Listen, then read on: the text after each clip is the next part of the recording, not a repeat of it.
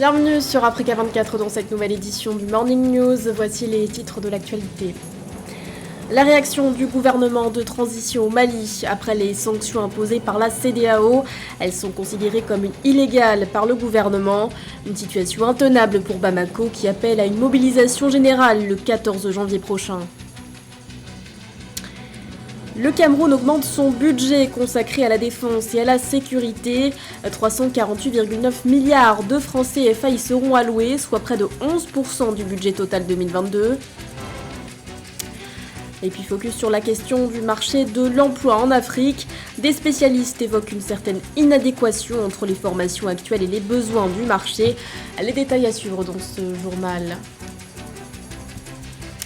Mais tout d'abord, l'ONU demande à son tour la libération de l'ancien ministre tunisien de la Justice, Nourdine Bihri.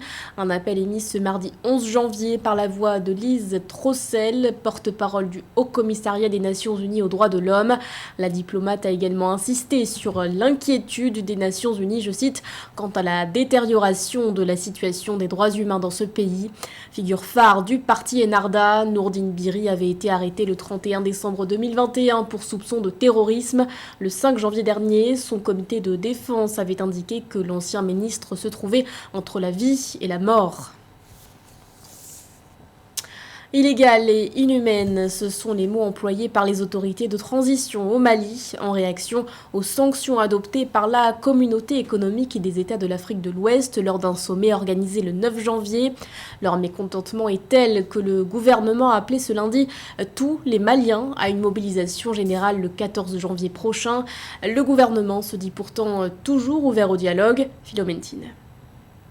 Le Mali, notamment le gouvernement de transition, reste ouvert au dialogue avec la communauté économique des États de l'Afrique de l'Ouest, CEDEAO. C'est ce qu'a fait savoir le colonel Assimi Goïta au lendemain des mesures de sanctions économiques et financières prises par l'organisation ouest-africaine. Le dirigeant malien qualifie d'illégitime, d'illégal et d'inhumain le caractère de certaines de ces mesures. La lecture des communiqués de la CEDEAO et de l'UEMOA donne le sentiment que la complexité de la situation du Mali n'a malheureusement pas été prise en compte. Il est regrettable que des efforts des autorités de la transition aient été ignorés. Nous avons espéré qu'avant la conférence extraordinaire de la CEDEAO, un examen minutieux serait fait du chronogramme soumis et une période serait donnée pour discuter sur notre proposition avant de se prononcer. La CEDEAO attaque et le Mali contre-attaque. En guise de réciprocité, le pouvoir malien a annoncé la fermeture effective de ses frontières avec ses voisins, membres de l'instance, et le rappel de ses ambassadeurs accrédités. Eu égard à la décision de la CEDEAO et des mesures de riposte qui ont été prises par la junte militaire, c'est de dire qu'on n'isole pas un pays qui est déjà sous le coup fort d'une instabilité assez chronique, je dois dire, et qu'en agissant ainsi, la CEDEAO met en cause sa légitimité. La CEDEAO aurait pu agir autrement en prenant en considération toutes les dispositions qui seraient favorables à la tenue des élections en février et en prenant même en charge la politique de transition du Mali vers un retour à la paix. Les soutiens en faveur du peuple malien ne manquent toutefois pas. La Guinée, pays membre de la CEDEAO et qui se trouve dans la même situation que le Mali, n'envisage pas la fermeture de ses frontières avec son voisin. 348,9 milliards de francs CFA, c'est la somme que compte dépenser le gouvernement camerounais en 2022 pour assurer la défense et la sécurité de son territoire. Cette enveloppe, qui représente près de 11% du budget total, est en hausse par rapport à celle de l'année dernière. Les explications de Mildred Diamou. Conscient de la violence grandissante dans certaines parties du pays, le Cameroun veut consacrer 348,9 milliards de francs CFA, soit 11% de son budget 2022 au renforcement de la sécurité. Cette somme consacrée au secteur défense et sécurité est en hausse de plus de 30 milliards de francs CFA comparée à 2021, où elle se chiffrait à 333 milliards de francs CFA. La hausse de l'enveloppe consacrée au secteur défense et sécurité pose le contexte sécurité du moment, notamment avec les violents affrontements dans les zones dites anglophones, mais aussi avec des incursions de la secte islamique Boko Haram. Il était urgent de doter les forces de maintien de l'ordre d'un nouveau matériel afin de mener une riposte face à la menace. Aussi, le gouvernement camerounais a lancé un plan de reconstruction des dites régions, ce qui peut laisser penser que cette enveloppe sera insuffisante compte tenu des dégâts ayant été sévèrement enclenchés dans ces régions. Mis à rude épreuve par les attaques séparatistes dans le nord-ouest et le sud-ouest et par la lutte contre Boko Haram dans l'extrême nord du pays, le budget fixé pour assurer la sécurité au Cameroun a connu une forte augmentation au cours des dernières années.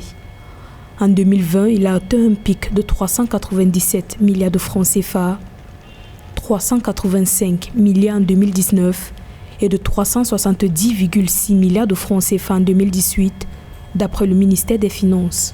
L'un des premiers chantiers et non des moindres sera la reconstruction matérielle des institutions étatiques, mais aussi et surtout une reconstruction du lien patriotique entre les différents enfants d'une même nation, afin de rebâtir non plus une volonté de vivre ensemble, mais une aspiration d'être ensemble. Et cela passe certainement par un dialogue tripartite entre le gouvernement, la société civile et les autorités anglophones. Il faut restituer les équilibres sociétals qui ont été ébranlés et aussi il faut renforcer et promouvoir le bilinguisme au sein des jeunes générations.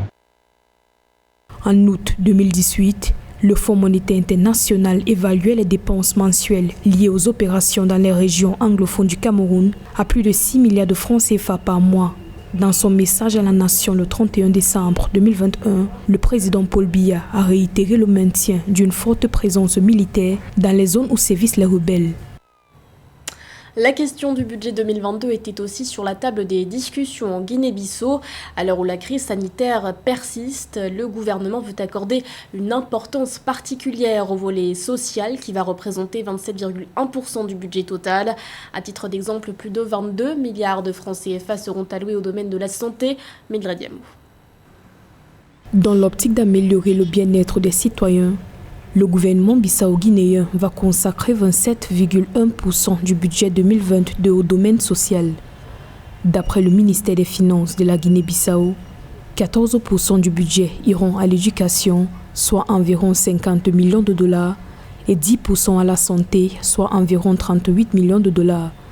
Ainsi, le pays prévoit de dépenser 424 millions de dollars, avec un déficit de 124 millions de dollars pour l'année 2022. Il faut une nouvelle classe d'entrepreneurs dans le secteur agricole et pour cela, le développement des infrastructures routières est incontournable. On ne peut pas relever cette société tant qu'on n'aura pas résolu le problème d'acheminement des produits agricoles des villages enclavés vers des villes où la demande est un peu plus grande.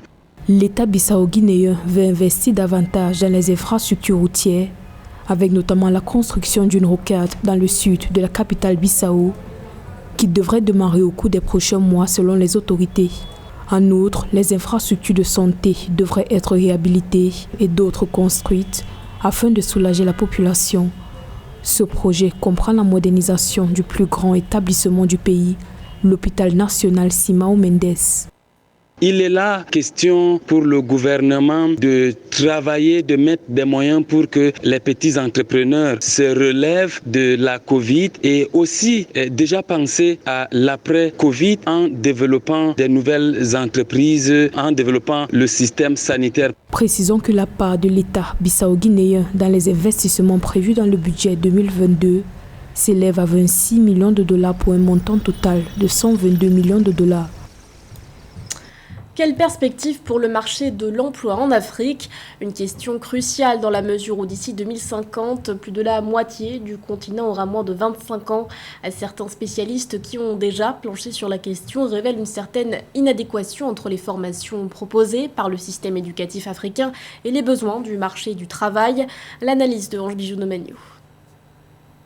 Le marché du travail souffre d'un manque de compétences en Afrique. Les formations données par les écoles et les universités sont très souvent en inadéquation avec les besoins du marché du travail. Conséquence, 39,1% de taux de chômage enregistré en 2020 selon l'Organisation internationale du travail. Pour les spécialistes de la question, il est temps de revoir le système de formation. L'articulation du système éducatif aujourd'hui est faite de telle manière que les jeunes Africains ne sont pas formés au métier d'aujourd'hui, encore moins au métier de demain, et donc manque de professionnalisation. Donc ça veut dire que pour régler la question du recrutement et des ressources humaines, vous devez réorienter complètement votre système éducatif. Vous devez le professionnaliser à travers parfois des cycles plus courts, et ce qui sort du système avant d'arriver par exemple au collège ou au lycée, vous puissiez les doter de compétences pour qu'ils puissent exercer un métier d'activité. Les métiers d'avenir sont essentiellement tournés vers le numérique et les sciences. Or, le constat est que dans la plupart des écoles africaines, peu d'élèves sont inscrits dans les matières scientifiques. Aujourd'hui, dans la plupart des pays, notamment francophones, vous avez une minorité qui étudie les sciences. Dans certains pays, vous avez même à peine 5% de bacheliers qui font des filières scientifiques. Et donc, quand vous allez également revisiter le système d'enseignement supérieur, vous devez lui donner de la matière technique, puisque toutes les transformations dont nous parlons, ce sont des transformations qui sont à base de sciences. L'inadéquation compétences-emploi se définit comme l'existence d'un écart entre les compétences offertes et celles exigées pour un emploi donné. Lorsque l'inadéquation compétence-emploi prend du temps à se résoudre, elle impose des coûts réels aux diplômés, aux entreprises et à la société tout entière. L'actualité sportive à présent avec ce match nul entre l'Algérie et la Sierra Leone. Les Fennecs, champions en titre, étaient très attendus pour leur entrée en lice dans cette 33e Coupe d'Afrique des Nations de football.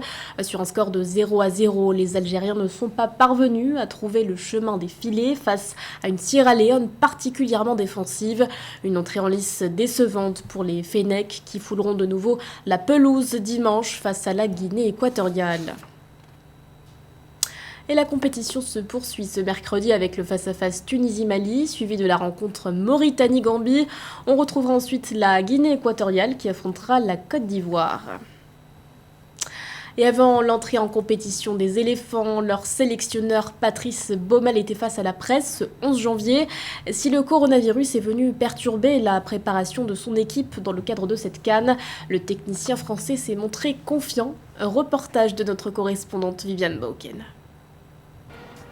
La pandémie de coronavirus n'aura pas épargné la sélection de Côte d'Ivoire. Les poulains de Patrice Baumel ont été privés de leur premier match de préparation pour la CAN Cameroun 2021 à Djeddah en Arabie Saoudite. Elle a été contrainte d'annuler à cause des cas de Covid-19 chez ses joueurs. L'annonce a été faite sur Twitter lundi 3 janvier par ses adversaires comoriens. Une préparation incomplète que regrette le sélectionneur. Ça a été une préparation, je crois que c'est valable pour toutes les équipes, mais je vais parler de la mienne puisqu'on ne s'occupe que de la Côte d'Ivoire. Ça a été une préparation très difficile avec forcément des cas de Covid et puis cette circulaire FIFA, le magnifique cadeau de Noël qui aussi nous a pénalisés puisqu'on a été privé de 7-8 joueurs qui sont restés dans leur club pour jouer pendant les fêtes. Donc ça a été une préparation, je vais pas avoir peur du mot, chaotique, où on n'a pas pu faire, j'avais prévu 3 matchs amicaux, donc on n'a pas pu faire de match amical. Donc très difficile, j'ai pu récupérer tous les joueurs il y a 2 jours, quasiment, puisqu'il m'en manque encore un. Donc voilà, une préparation difficile, mais on n'a pas le droit de se plaindre, il faut être prêt, il faudra faire face. Malgré cette préparation difficile, le moral des éléphants n'est pas forcément atteint. Illustration avec Maxwell Cornet, sociétaire de Burnley en Angleterre. L'attaquant de 25 ans qui accompagne l'entraîneur Patrice Baumel est optimiste à quelques heures de leur entrée en compétition. On a un sentiment, on va dire, de revanche. Et voilà, on a les capacités, on a les joueurs pour ça. À nous de jouer ensemble. Et si on joue ensemble, je pense qu'on n'a pas grand-chose à craindre. Après 2 échecs consécutifs depuis leur sacre en 2015, la Côte d'Ivoire participe à cette 33e Coupe d'Afrique des Nations avec l'objectif de remporter le trophée. Un pari loin d'être gagné au vu de ses adversaires du groupe, dont le champion en titre, l'Algérie. Ce journal a été réalisé par l'ensemble de la rédaction. Merci de votre fidélité. L'actualité continue sur Africa 24.